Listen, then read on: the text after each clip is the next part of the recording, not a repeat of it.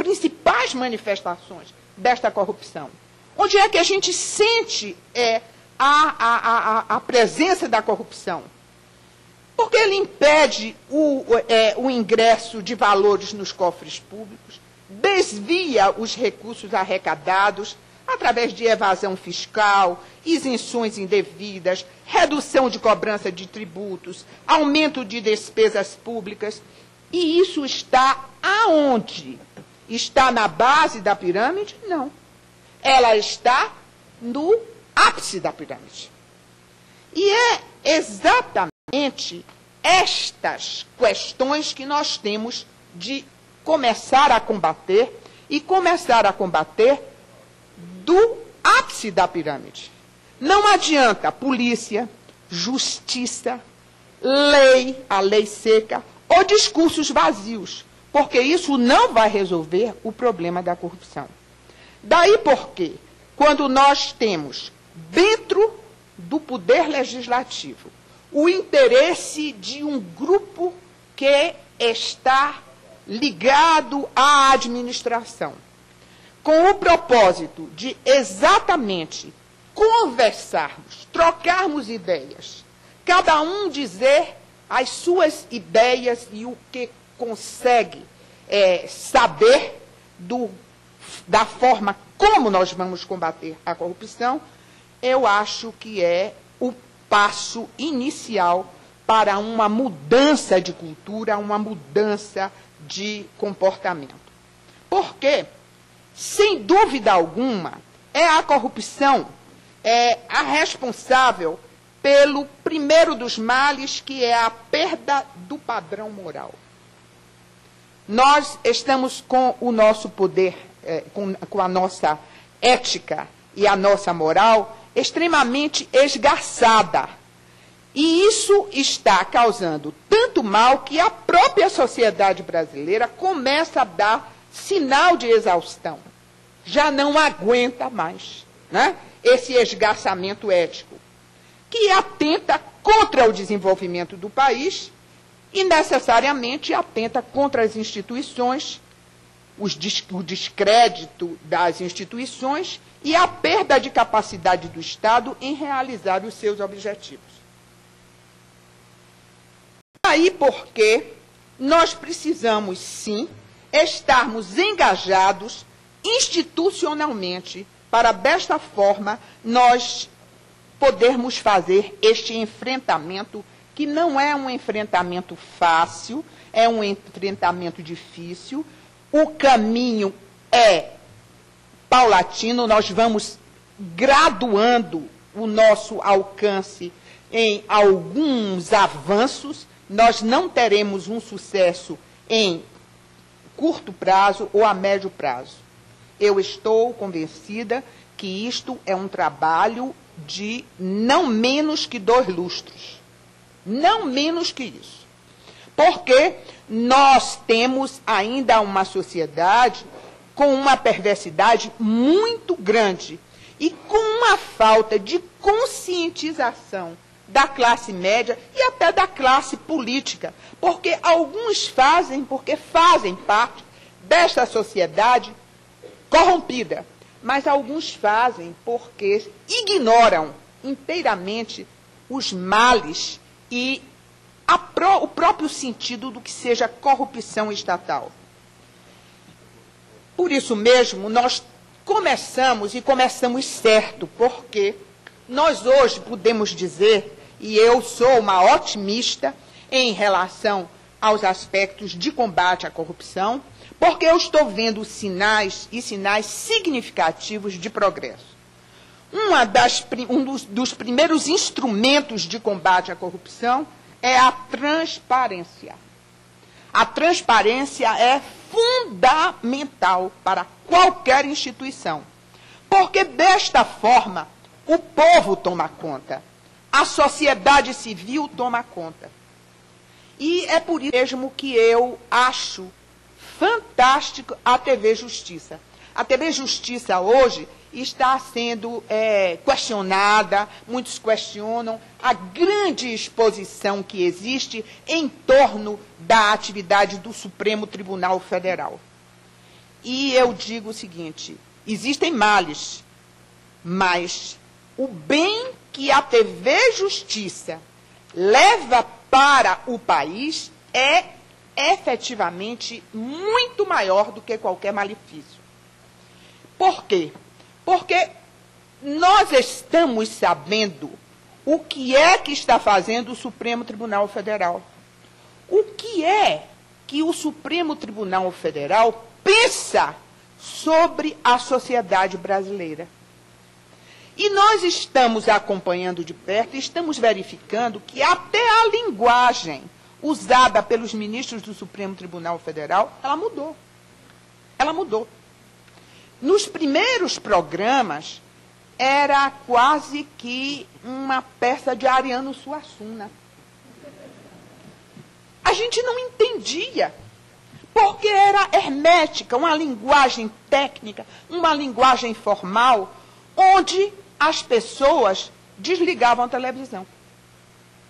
Hoje, diferentemente, os ministros começam a se preocupar com o discurso que é direcionado a quem está sintonizado com a TV Justiça. Isto é um mero exemplo de que eu dou sobre a questão da transparência. Um segundo instrumento de combate à corrupção é a falta de preconceito. Varrer da sociedade brasileira o preconceito. Daí a grande vantagem de toda esta política de cotas, sobre toda esta discussão que se faz a respeito das minorias e que nos leva a repensar a questão da igualdade.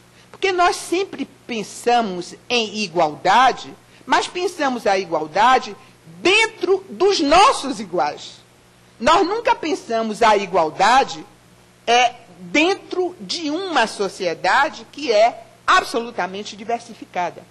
E é a partir da falta de preconceito, quando nós nos despimos de alguns juízos antecedentes, que nós vamos conseguir um combate à corrupção, porque, para se combater a corrupção, eu tenho de ter consciência de que eu tenho de contribuir para uma sociedade de iguais.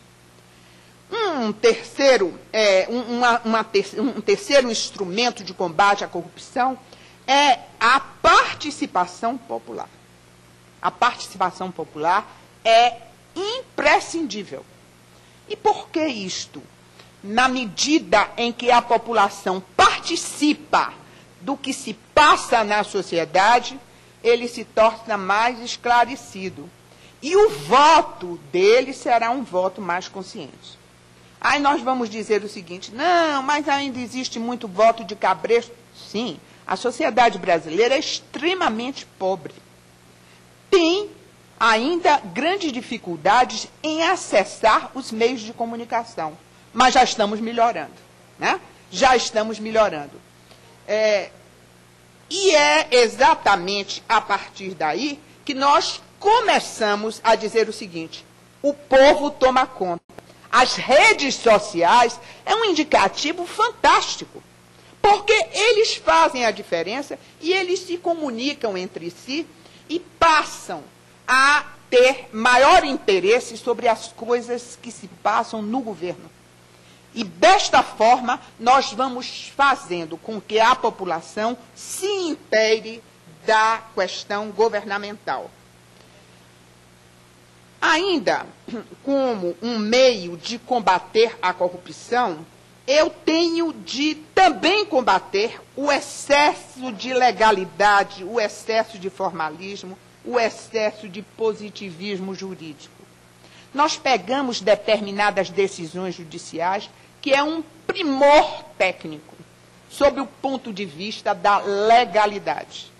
E, no entanto, de social não tem nada.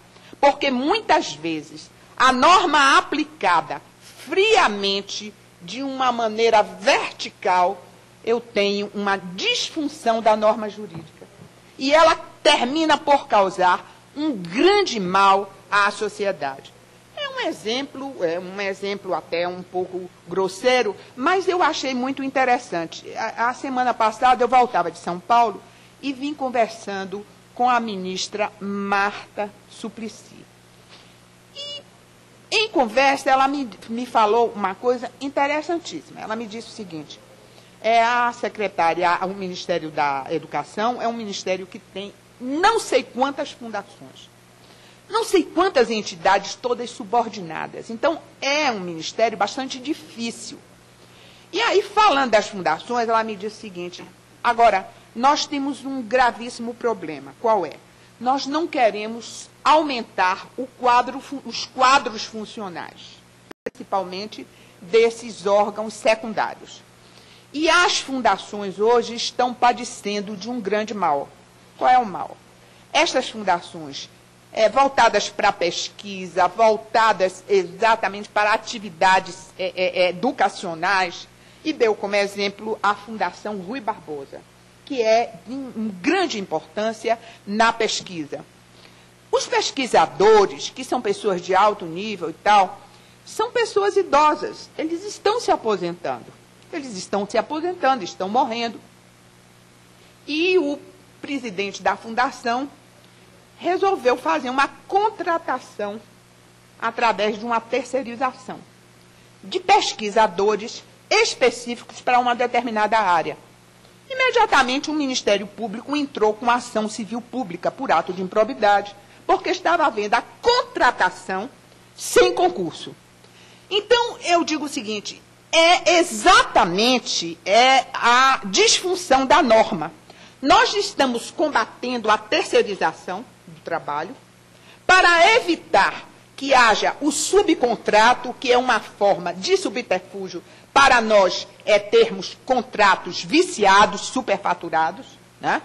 Mas, por outro lado, o magistrado, o administrador, precisa ter o bom senso de separar o joio do trigo. Num momento de emergência absoluta, como é um caso de uma fundação, não é possível que nós deixemos de contratar pesquisadores especializados. Vejam bem, não estou fazendo apologia da terceirização. O que eu quero dizer é que a norma não pode ser aplicada de uma forma absolutamente vertical, de uma norma com excesso de legalidade, porque isto é um dos instrumentos da corrupção. Os contratos, a Lei 8866, ela é uma lei que pega o contrato administrativo e dita cláusula por cláusula. Ela é tão formalista que ela dá margem a uma série de manobras para nós termos contratos indevidos.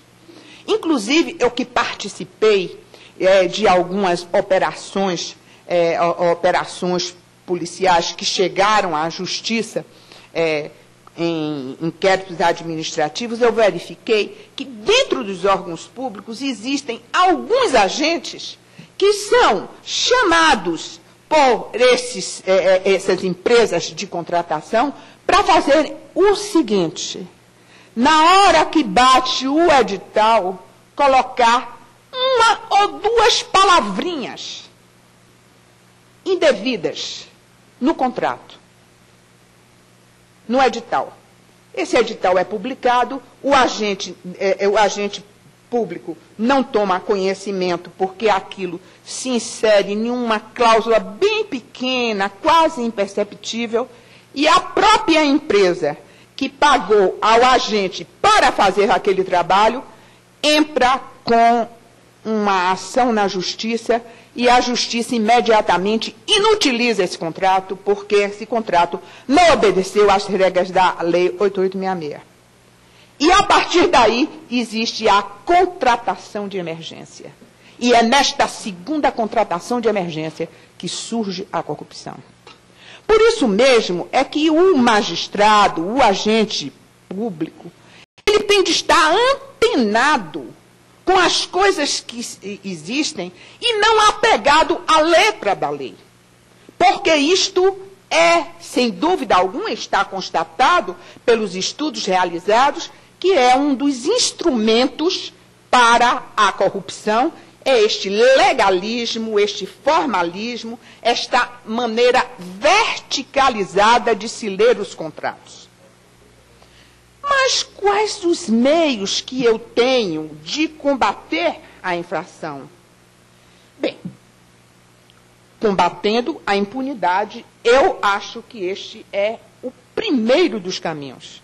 E aí eu tenho de fazer uma culpa, minha máxima culpa, como representante do Poder Judiciário, porque nós temos contribuído de uma forma inocente, quase, para a impunidade.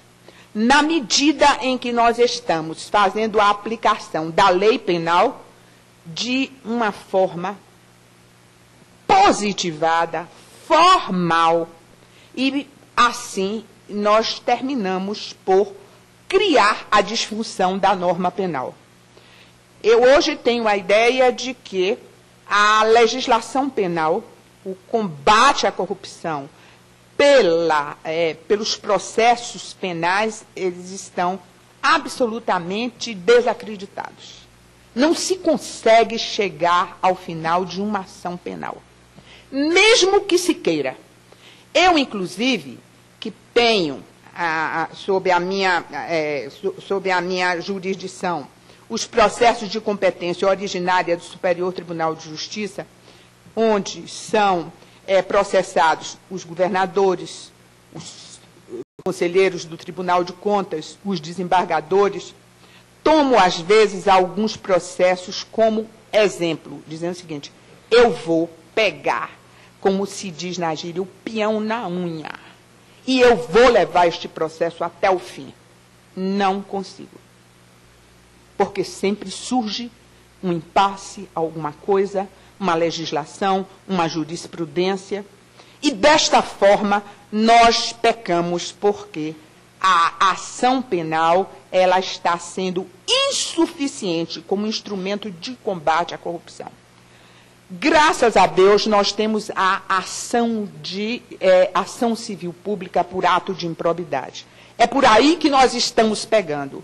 É por aí que nós estamos fazendo o combate a alguns agentes políticos e a alguns agentes públicos. O Supremo Tribunal Federal, embora tenha vacilado um pouco na questão da competência e da adequabilidade da ação de improbidade no combate aos agentes políticos, terminou por entender possível a aplicação desta norma, que é o grande aliado, a grande aliada do Ministério Público no combate à corrupção. A participação popular nas estruturas burocratizadas é também, sem dúvida alguma, um instrumento, mas o maior dos instrumentos é a educação. Uma educação cívica, uma educação voltada para as instituições, que, lamentavelmente, nós deixamos à deriva.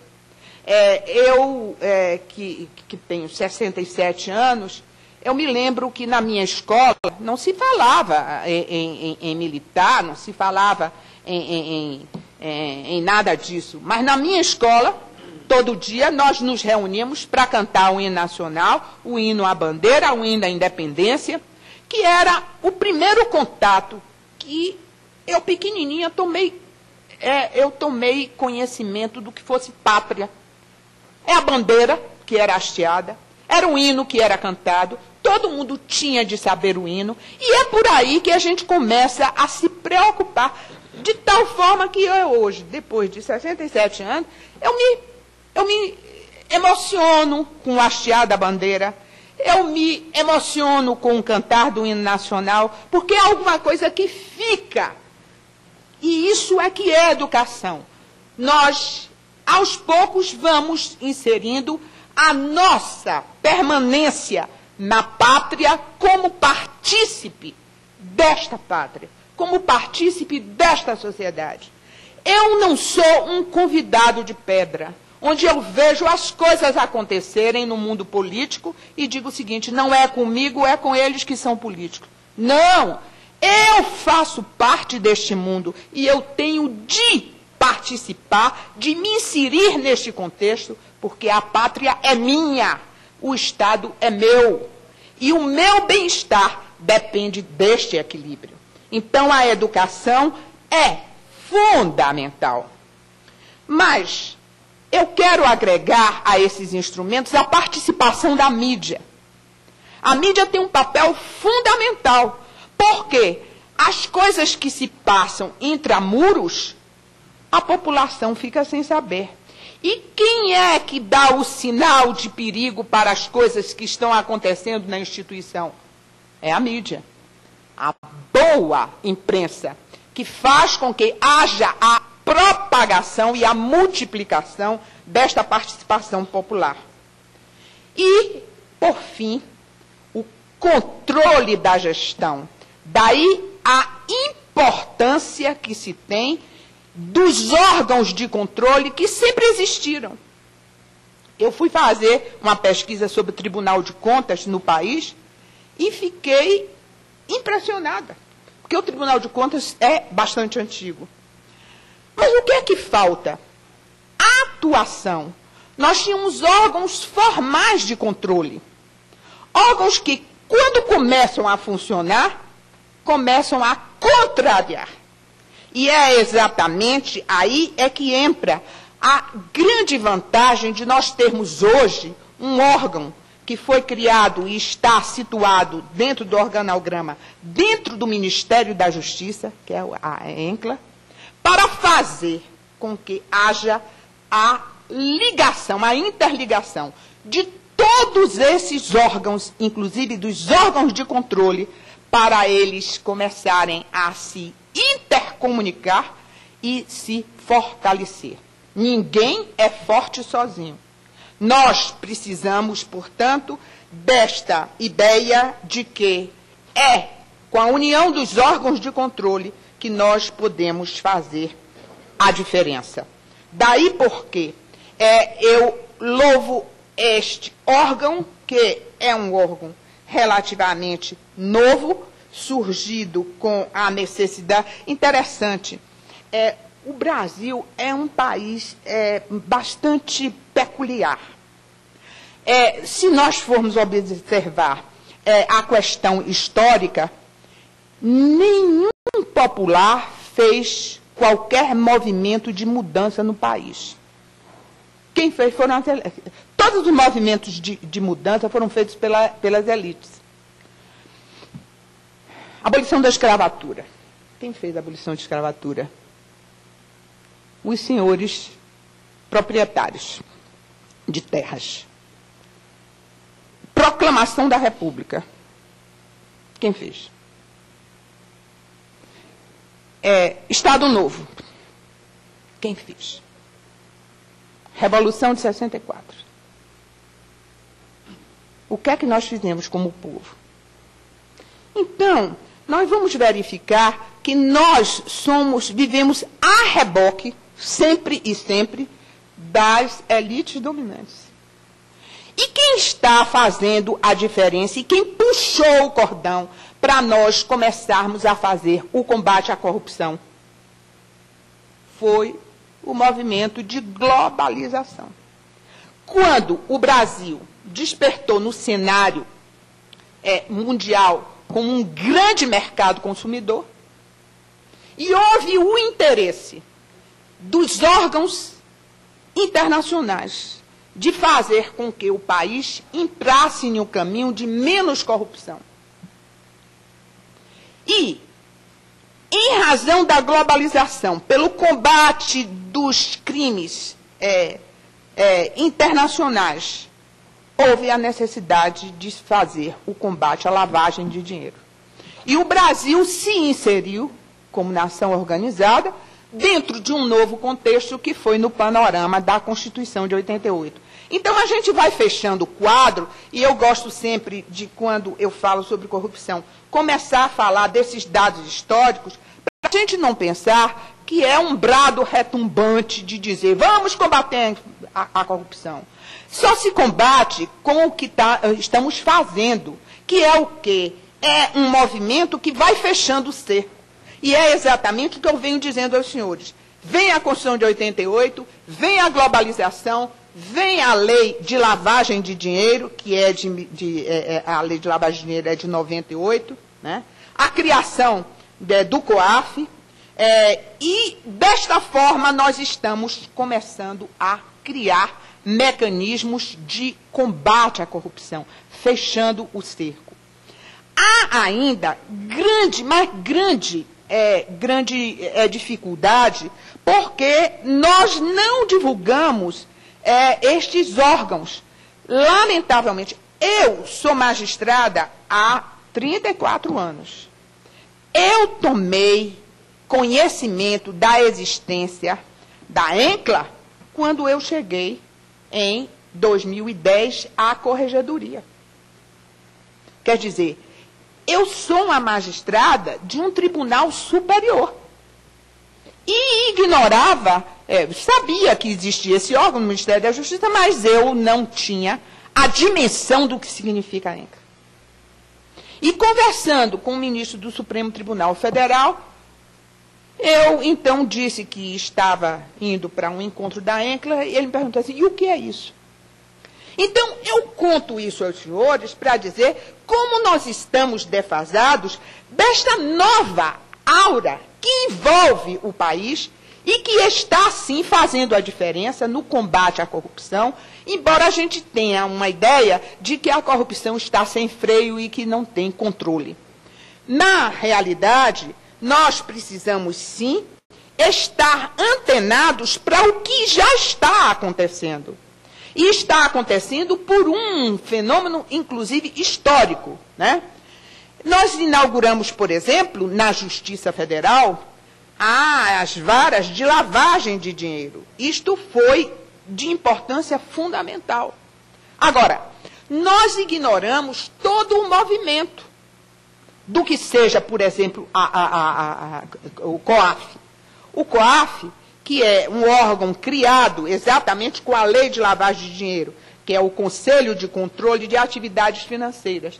Ou seja, todo e qualquer país organizado hoje toma conta das atividades financeiras realizadas. Como corregedora, eu me debrucei sobre esta realidade, a nova realidade econômica do país, e cheguei a uma conclusão.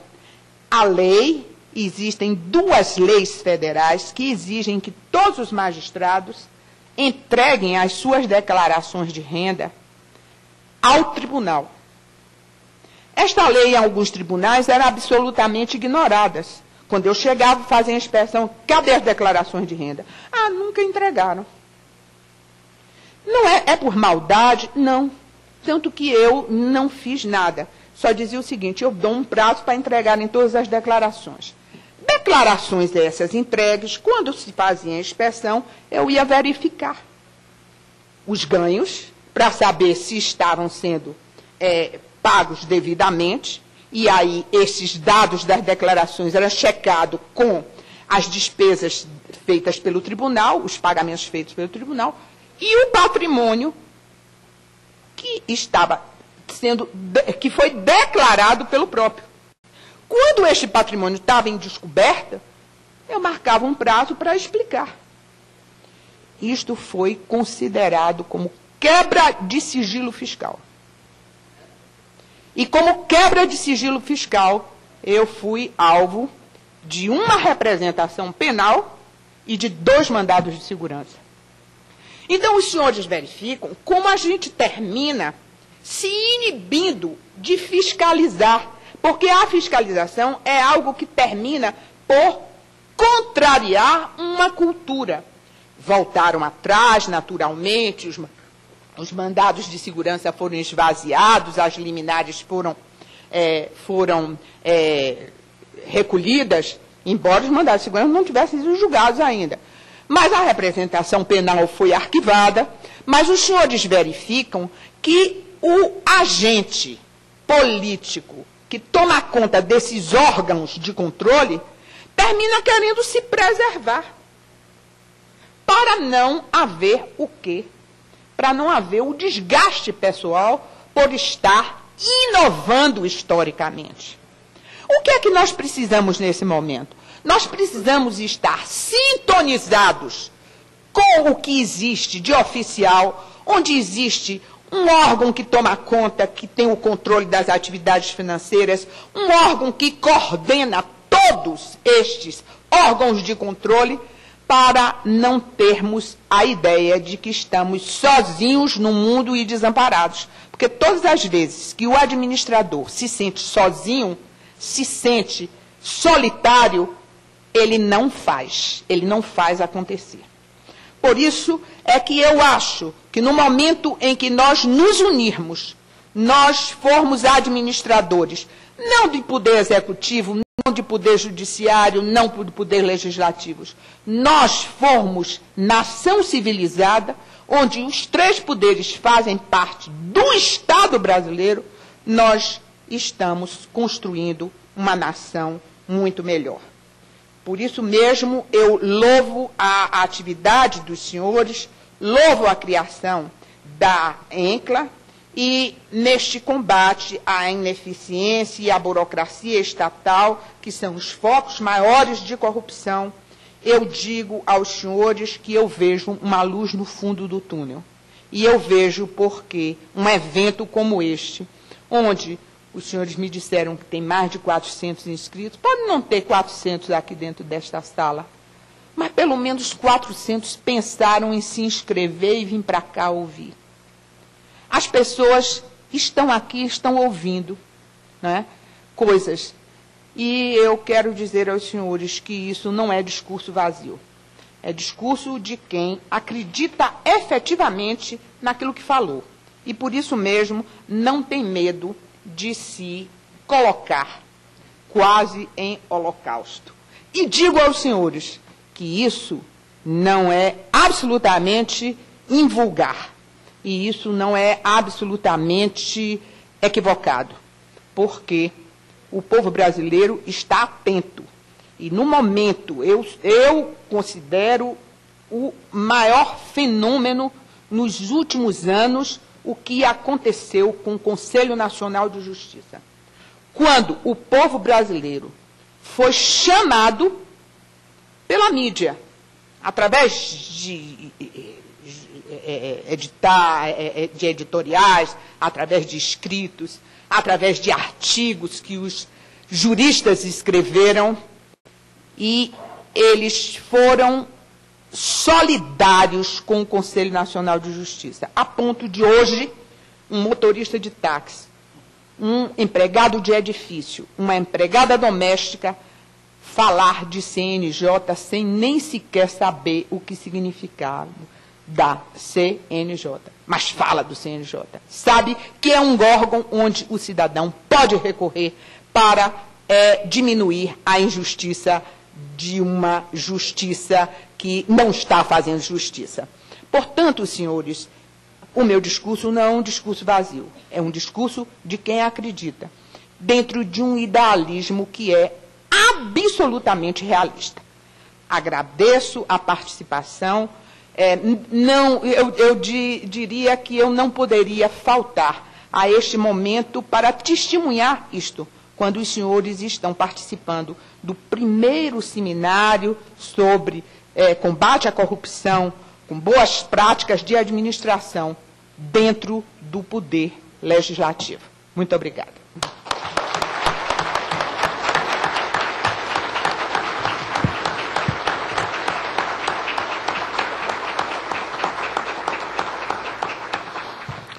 Senhoras e senhores, devido ao cumprimento da agenda oficial de trabalho, neste momento anunciamos a saída deste recinto do senhor primeiro secretário da Câmara dos Deputados, Eduardo Gomes. E, na sequência, teremos a palestra a ser proferida pelo senhor secretário nacional de Justiça, Paulo Abraão, e para esta atividade convidamos a senhora ministra do STJ, Eliana Calmon, a retornar ao seu lugar reservado na primeira fileira do auditório para assistir à apresentação juntamente com os demais presentes, devido à palestra do secretário Paulo Abraão ter imagens e, assim, desta forma, assistir confortavelmente. Com a palavra, o senhor secretário nacional de Justiça, Paulo Abraão, para a sua palestra.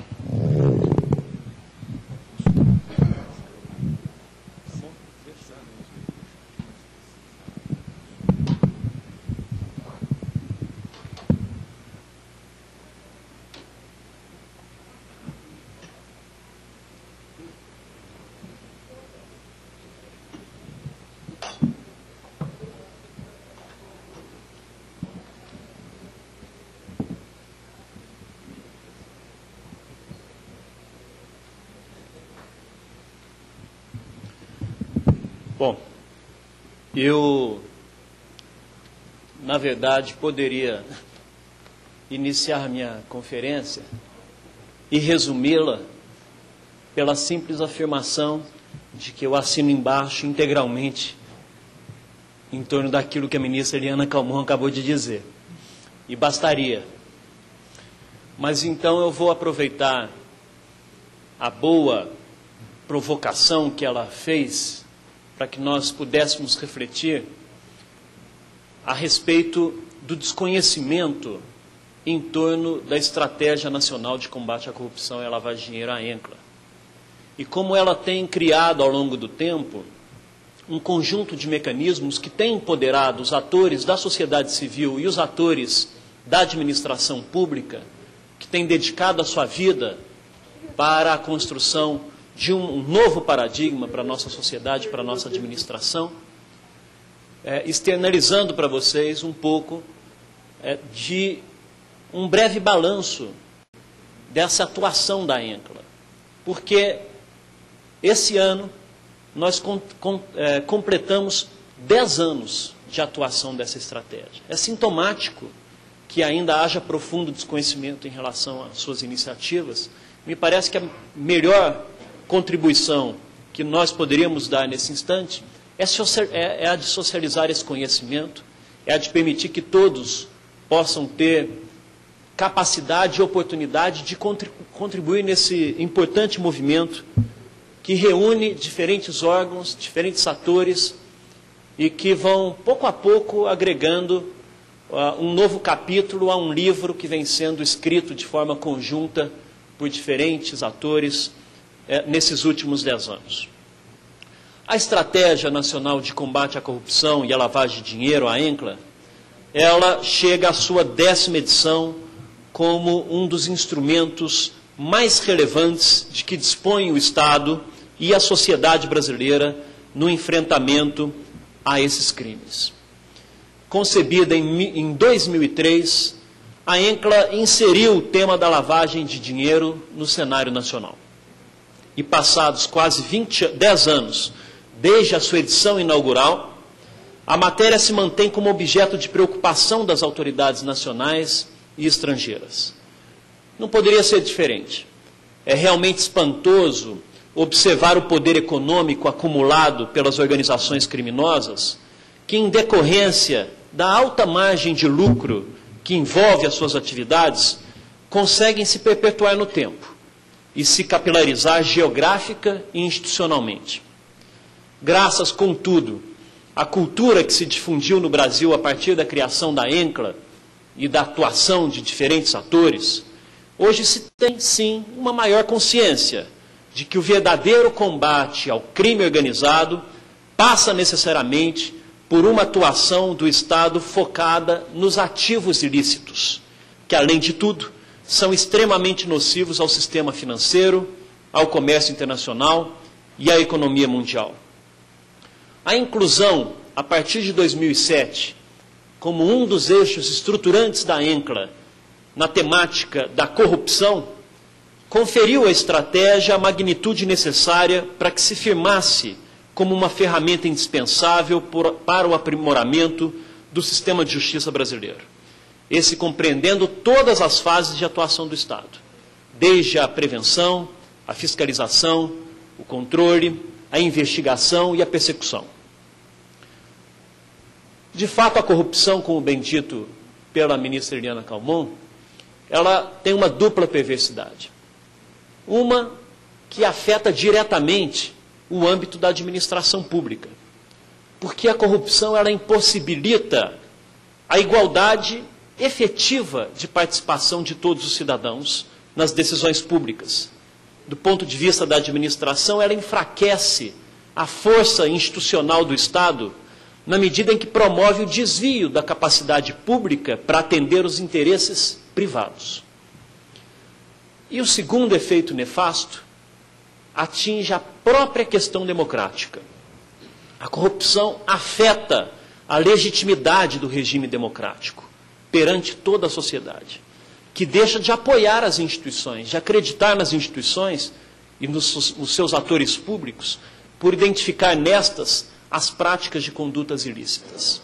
Ela corrói o regime, o sistema e a questão democrática.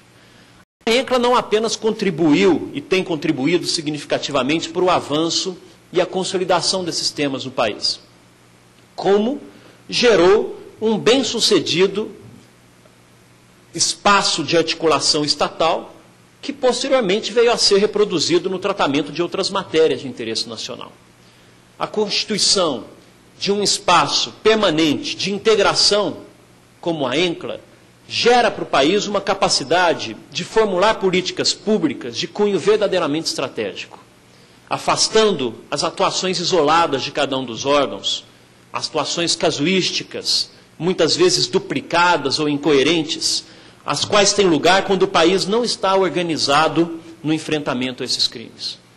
Através de uma rede de formação multidisciplinar, composta por mais de 60 órgãos, dos diferentes poderes, das diferentes esferas federativas, e inclusive com a participação da sociedade civil, a estratégia é hoje o foro que trata com maior propriedade sobre todos os aspectos relacionados ao enfrentamento à corrupção e à lavagem de dinheiro, gerando para o país um pacote de medidas concretas que anualmente ampliam a capacidade do Estado em matéria de prevenção, combate e capacitação dos agentes públicos. Eu costumo dizer que eu acho que não existe, dentro da estrutura da República Brasileira, um foro igual à ENCLA, onde sentam numa mesma mesa representantes de 60 organizações diferentes, do Ministério Público, da Advocacia da União, do Poder Judiciário, do Poder Executivo, da sociedade civil, dos estados, dos municípios, em todas as suas, e todos os órgãos que de algum modo atuam na ampliação da transparência e no princípio da publicidade na administração pública.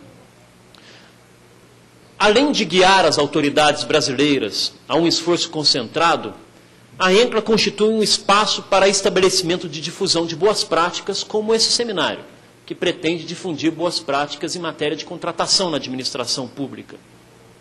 Mas ela também contribui para o firmamento de padrões mínimos no que diz respeito à erradicação da corrupção e da lavagem de dinheiro. Cria-se e dissemina-se, a partir desse foro, uma cultura de absoluta intolerância a essas condutas, ao qual, aos poucos, se vê refletida nas instituições e em toda a sociedade. A ENCLA é uma estratégia independente, cuja atuação transcende mandatos, firmando-se desde a sua inauguração como uma ferramenta de Estado e não uma ferramenta de governo. A estratégia é, sem dúvida, uma das maiores expressões do amadurecimento alcançado pelas instituições públicas brasileiras, que, por meio de fóruns como esse, revela a sua capacidade de atuar de forma coordenada. Somente instituições fortalecidas, consolidadas, maduras, são capazes de se despir das vaidades institucionais e se prestar a um exercício conjunto de pensar em melhorias para o Estado. A ENCLA representa a superação daquela que eu considero uma das maiores dificuldades enfrentadas pela máquina estatal de qualquer país do mundo, com um nível de complexidade como o nosso, qual seja a dificuldade de articular e coordenar entre as suas instituições. A tendência é de nós nos isolarmos em cada uma dos nossos prédios protetivos, muitos deles com paredes de mármore, né, que nos protegem tão bem, e não nos integrarmos, não nos comunicarmos, não trocarmos experiências. Essa, sem dúvida, a superação dessa incapacidade de articulação, de integração, é certamente o maior resultado gerado pela ENCLA. O modelo criado em 2003, o qual vem sendo aperfeiçoado a cada ano, permite ao Estado brasileiro conhecer e encarar as suas falhas e, a partir de uma análise eminentemente técnica e também por estratégias políticas, implementar mudanças estruturais no Sistema Nacional de Combate à Corrupção e à Lavagem de Dinheiro. Em verdade, a própria existência de um sistema verdadeiramente nacional anti-lavagem e anticorrupção, o qual nos é ofertado pela ENCLA, põe o Brasil à frente da grande maioria dos países que não contam com uma ferramenta de coordenação semelhante. Tal posição de destaque, como os membros de todos aqui já sabem, tem tido objeto de reconhecimento por parte de organismos internacionais, que são referência para a matéria de combate à corrupção e à lavagem de dinheiro, como por exemplo, o Grupo de Ação Financeira contra a Lavagem de Dinheiro e Financiamento ao Terrorismo, o GAFI, que ao avaliar o Brasil quanto à execução das suas recomendações, destacou o papel da ENCLA no progresso sistemático verificado na implementação das medidas de combate à corrupção e à lavagem de dinheiro. Também devo destacar como ponto positivo da estratégia o seu esforço bem-sucedido de trazer o setor privado para as suas discussões, aumentando assim a efetividade dos seus comandos. Pouco adiantaria implementarmos um foro alienado da realidade pronta, o qual incorreria no constante erro de aprovar medidas inexequíveis ou desarrazoadas. A abertura de um canal de comunicação com setores que serão mais diretamente afetados pelas políticas formuladas pela ENCLA, além de torná-las mais efetivas, contribui significativamente para enraizar nesses mesmos setores a cultura da prevenção e combate à corrupção e à lavagem de dinheiro. A aproximação entre os órgãos na ENCLA representados, além de gerar um ambiente de confiança mútua e sinergia, resulta em ações concretas e perenes. A exemplo do Programa Nacional de Capacitação e Treinamento para o Combate à Corrupção e à Lavagem de Dinheiro, o PNLD, que é mantido pela Secretaria Nacional de Justiça por meio do seu Departamento de Recuperação de Ativos e Cooperação Jurídica Internacional. O PNLD já capacitou quase 10 mil atores em todas as unidades federativas e representantes também do setor privado em matéria de combate à corrupção. Acho até que aqui nos cabe uma determinada avaliação crítica nesse instante, porque há de se reconhecer que, do ponto de vista da disseminação de capacitação e de qualificação dos atores dos órgãos de controle da administração pública, nós temos obtido significativas conquistas. Hoje nós podemos dizer que o corpo técnico da Controladoria Geral da União, o corpo técnico do Tribunal de Contas da União, é um corpo técnico de altíssimo nível e que é capaz hoje de gerar fórmulas, estratégias convincentes e mecanismos de fiscalização da administração pública. Mas eu ainda acredito que existe um desnivelamento entre a capacidade de qualificação dos demais agentes da administração pública, até para responder o nível de exigência que os organismos de controle têm impingido junto aos órgãos da administração pública, que muitas vezes chegam com um olhar muito apurado do ponto de vista técnico, mas nós temos que ter clareza também que o Brasil é um Estado de Direito em desenvolvimento, né, que existem vários dos nossos órgãos que não estão ainda perenemente preparados até mesmo para aquelas exigências. Então há de se expandir essa capacidade de administração, sob pena até mesmo de nós, de algum modo, criminalizarmos parte dos nossos servidores públicos que de boa fé tentam realizar os seus trabalhos, mas que muitas vezes não receberam a qualificação devida para o aperfeiçoamento de práticas que culturalmente vinham se repetindo por muitos anos. A valorização dos servidores públicos, portanto, ao meu juízo, é elemento central para que o combate à corrupção possa ter maior efetividade no Brasil. Eu também quero destacar a implementação do Cadastro Nacional de Clientes do Sistema Financeiro, que, ao centralizar as informações relacionadas aos clientes do Sistema Financeiro Nacional, gera ganhos inestimáveis para o sistema, especialmente no que se refere ao controle preventivo e otimização para as investigações e ações penais. Por sua vez, a padronização do layout para a solicitação e resposta das quebras de sigilo bancário, bem como o desenvolvimento do Sistema de Investigação de Movimentações Bancárias, o SIMBA, gerido pelo Ministério Público, também trouxeram avanços consideráveis para as investigações e persecuções, na medida em que lhes conferiu celeridade e economicidade.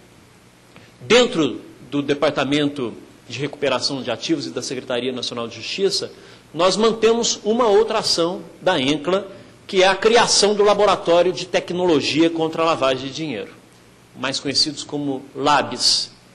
E a replicação desse modelo nas unidades da Federação tem representado um importante avanço no aparelhamento do Estado contra o crime organizado. Um Estado que antes, no fundo, os LABs são um conjunto de softwares e hardwares que dão capacidade de processamento de um conjunto massivo de informações que só seriam possíveis ser feitos anteriormente de forma manual e que certamente não alcançaria capacidade de identificação de cadeias de relação, de movimentações bancárias em diferentes instituições, e isso traz, evidentemente, ganhos qualitativos na formação dos elementos probatórios suficientes para as investigações e para as respectivas ações judiciais que são levadas adiante. Essa formação dessa rede integrada dos laboratórios, ela consiste não somente em brindar as autoridades brasileiras com uma ferramenta investigativa moderna, mas ela também propicia aos Estados um instrumento indutor de políticas públicas, capaz de detectar com seus softwares e hardwares pontos de vulnerabilidade. Nós já temos hoje 16 laboratórios implementados, em parcerias com secretarias estaduais de segurança e com a Polícia Civil e ministérios públicos de alguns estados, e até dezembro serão criados mais 8 novos laboratórios. A nossa projeção é a de chegar até o final de 2014 com todo o Brasil tendo todo o Brasil com instalações do Laboratório contra a Lavagem de Dinheiro. A criação também do Sistema Nacional de Bens Apreendidos, gerido pelo CNJ, visa sanar um problema estrutural brasileiro, qual seja o da identificação e tutela dos bens apreendidos em sede de inquéritos e ações penais. O Brasil avança a passos largos no reconhecimento de que o verdadeiro combate ao crime organizado passa por uma atuação do Estado focada no patrimônio ilícito das organizações criminosas. Nós sabemos que os corruptos e as organizações criminosas precisam dar caracterizações de ilicitude para os ativos ilícitos que eles manipulam.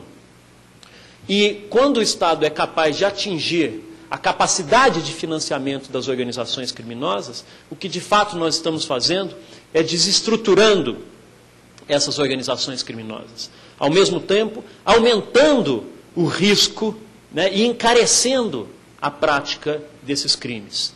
E mais, de algum modo, ainda tem um efeito positivo, porque alguns desses bens que têm sido recuperados, por sua vez, têm sido utilizados e reinseridos para as estruturas de combate à corrupção e ampliando a capacidade do Estado em enfrentar esses respectivos crimes. Então, nós temos aqui uma sinergia positiva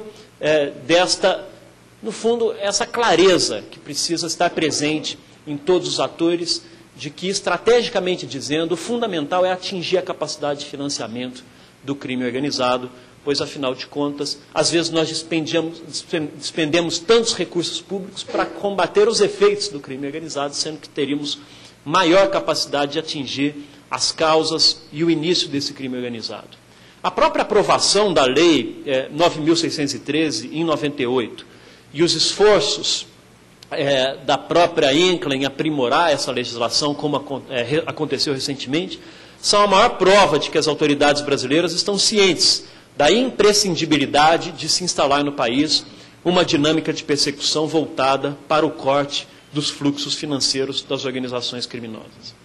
A elaboração de diversas propostas legislativas que são fundamentais para o aperfeiçoamento do sistema, que foram feitas por técnicos especializados dentro da INCLA, nos diversos temas, tais como o PL de organizações criminosas em tramitação, o PL de aperfeiçoamento da lei de lavagem de dinheiro, aprovado, a proposta de extinção de domínio, a proposta de prescrição penal, intermediação de interesses, sigilo bancário e fiscal, a lei de improbidade administrativa, a proposta de responsabilização da pessoa jurídica, problema dos bingos, a questão da repatriação dos ativos, que hoje o Estado tem uma forte capacidade de bloquear os ativos lá fora, mas recuperá-los efetivamente de volta para o país, só é possível depois de transitado em julgado cada uma das ações criminais dentro do nosso sistema de justiça. E algumas dessas ações criminais têm demorado 10 anos para serem realmente finalizadas, o que impede que o Estado consiga, nos países de destino final desses ativos ilícitos, o retorno desse patrimônio público de volta para o Tesouro Nacional. E mais, eu até gostaria de destacar que, do ponto de vista das reformas legislativas, não basta um conjunto de aperfeiçoamento normativo do ponto de vista da técnica e da capacidade do Estado no combate à corrupção. Nós precisamos avançar também, e acho que a estratégia até precisa internalizar melhor essa consciência, de que ela também tem que ser agente indutora da ampliação dos projetos de lei que concernem a ampliação de direitos de cidadania. Porque também o crime organizado atua utilizando-se de uma massa de manobra, de cidadãos em vulnerabilidade. E podemos citar aqui 2 exemplos concretos, como é a situação dos migrantes. Nós temos dentro dessa casa uma proposta em tramitação de um novo Estatuto dos Estrangeiros. Queremos, inclusive, nesse instante, que esse Estatuto dos Estrangeiros seja transformado num marco jurídico de uma lei efetiva de migrações. Porque cada vez mais, quanto mais nós tivermos estrangeiros dentro do território nacional, não documentados e não regularizados, mais nós os entregamos à marginalidade, mais nós os entregamos a serem instrumentos das organizações criminosas na replicação da invisibilidade das suas ações. Então, a necessidade de ampliarmos os direitos dos estrangeiros dentro do Brasil, a necessidade de nós aprovarmos uma lei que enfrente as lacunas jurídicas sobre o enfrentamento ao tráfico de pessoas, ou seja, a ampliação dos marcos jurídicos que ampliam os direitos de cidadania, eles são fundamentais para que o país não permita que as organizações criminosas utilizem-se de parcela da sociedade que é jogada à exclusão social por não terem direitos, por serem considerados subcidadãos, utilizarem e instrumentalizarem as suas vidas e depois descartarem gratuitamente quando já atingidos os seus respectivos objetivos. A implementação das delegacias especializadas em crimes financeiros, no âmbito dos departamentos da Polícia Federal, também contribui positivamente para a especialização das autoridades investigativas no corte dos fluxos financeiros das organizações criminosas. Do mesmo modo, a estruturação do Grupo Nacional de Combate às Organizações Criminosas no âmbito dos Ministérios Públicos Estaduais.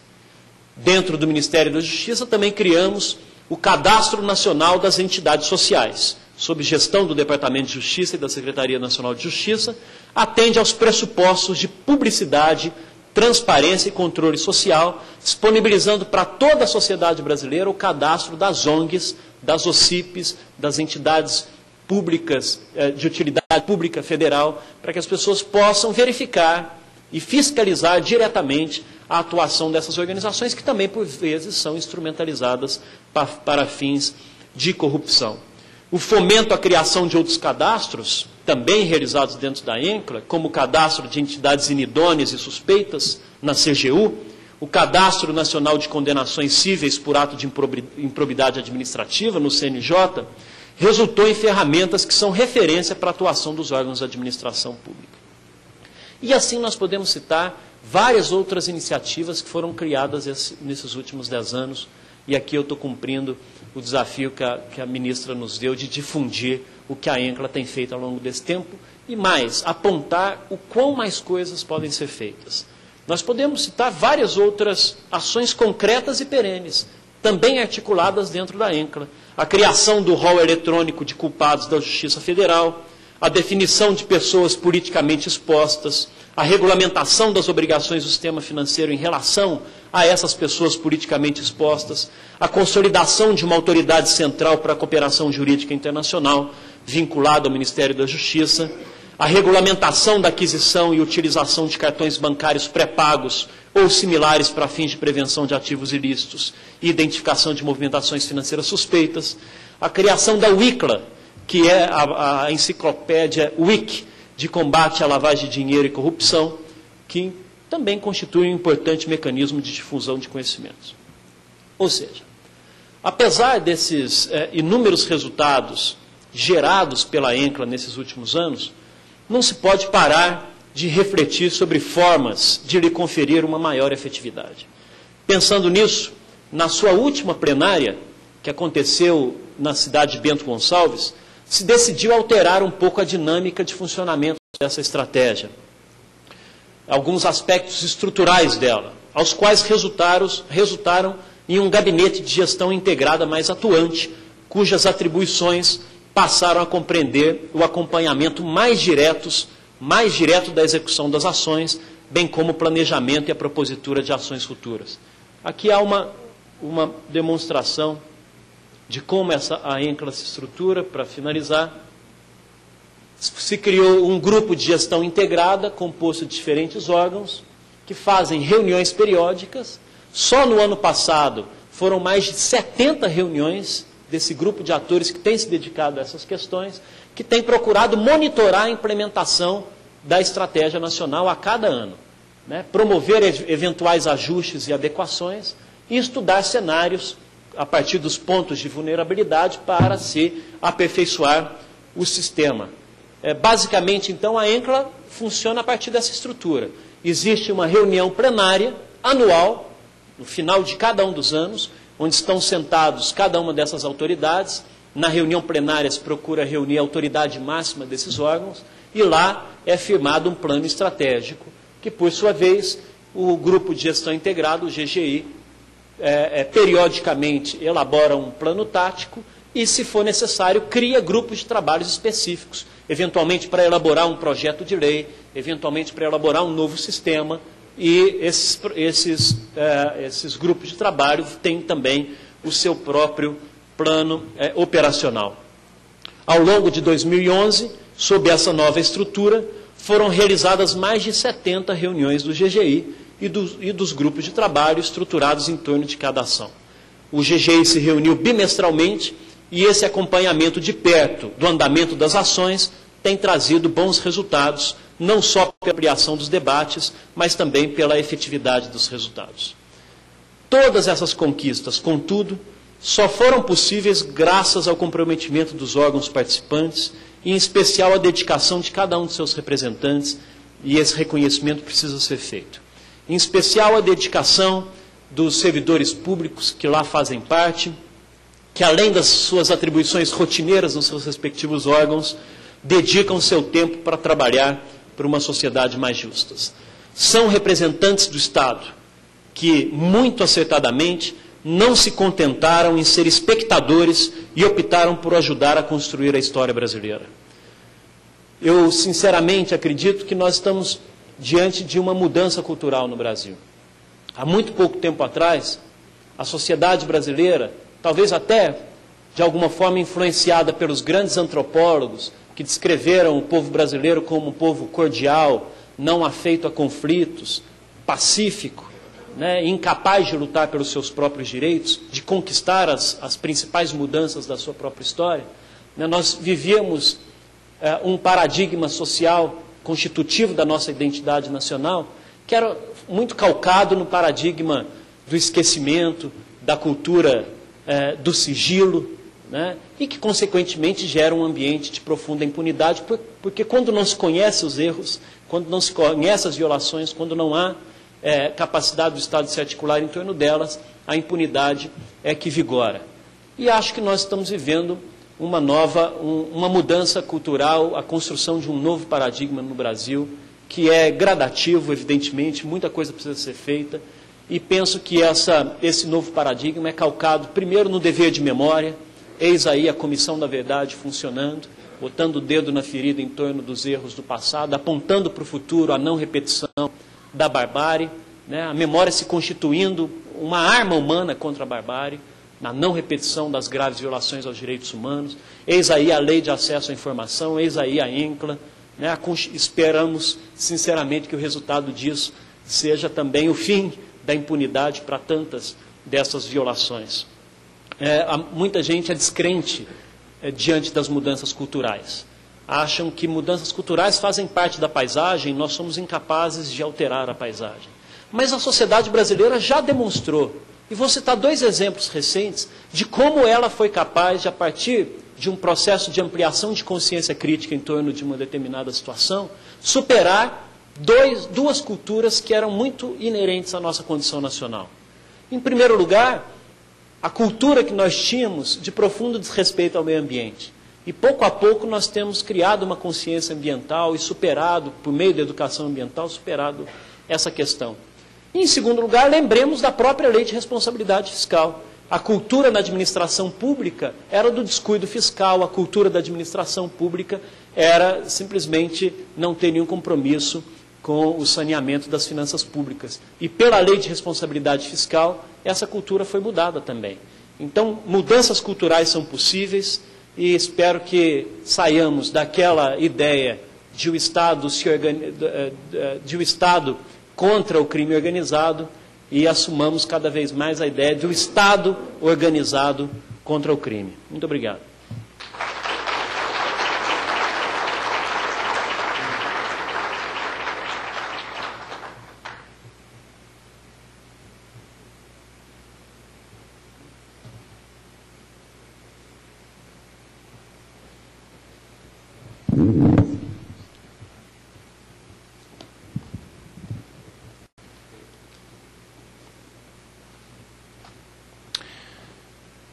Senhoras e senhores, concluída a palestra proferida pelo senhor secretário nacional de Justiça, Paulo Abraão, a seguir anunciamos o intervalo de 5 minutos para água e café, após o que retornaremos para a palestra a ser proferida em cumprimento à nossa programação pelo senhor ministro Benjamin Ziller, presidente do Tribunal de Contas da União.